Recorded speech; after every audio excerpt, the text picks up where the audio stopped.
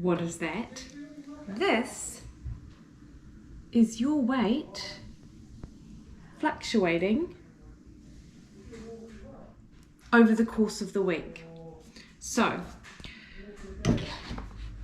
weight loss isn't linear.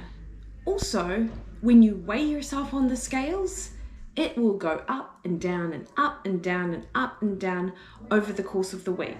And there are a number of reasons for this, and I know that it sort of freaks people out. So I wanted to address it and explain what's going on and why you just have to trust the process and commit to the plan that's in place. Because I know that people get really demotivated when they jump on the scales and they see it going all over the place. They'll see it go up a kilo one day, down a kilo and a half another, just to go up again another 700 grams. And if you're not used to it, if you don't have that sort of exposure therapy to the scales, then you can really lose your nerve and become demotivated and think that this plan isn't working for you. But I just want to clarify a few things. It is super normal for your weight to fluctuate day to day. And if you're not used to it, then it can seem like things aren't going to plan because you followed the plan to the letter, but you're not seeing the results on the scale. Those people who are super used to weighing themselves daily will know that this just happens. And some of the key factors that impact on what you see on the scales come down to fluid dynamics in the body. So what you eat and what you drink will impact what the scales say. And I know that intuitively you know that, but let me just go into a little bit more detail with it.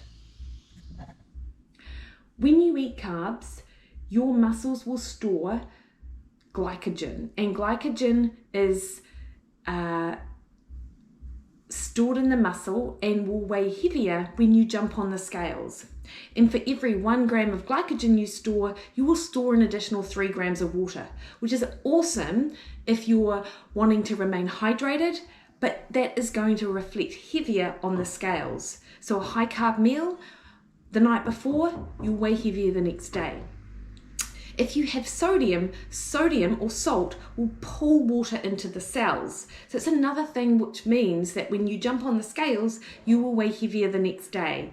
So a super salty meal, having soy sauce, having rice and soy sauce like sushi, you're going to weigh heavier the next day. Hormone balances, and particularly in the luteal phase of your cycle for females, the progesterone makes your body hold more water. So again, you'll weigh heavier. And hard training.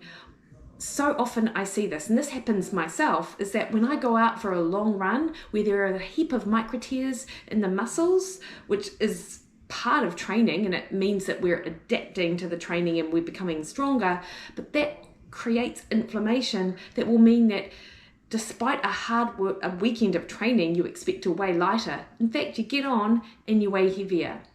So carbohydrate intake, sodium, fluid balance, hard training, and your muscle glycogen stores will all change what that scale says, which is why you just have to trust the process, and you cannot put too much weight into those day-to-day fluctuations in the scale. So if you can remove the emotion from the scales, my best advice is to weigh yourself frequently and just view it as a number. Take that number down and then move on for the day, trusting that the habits you've put in place are leading you to where you want to be with regards to your body composition.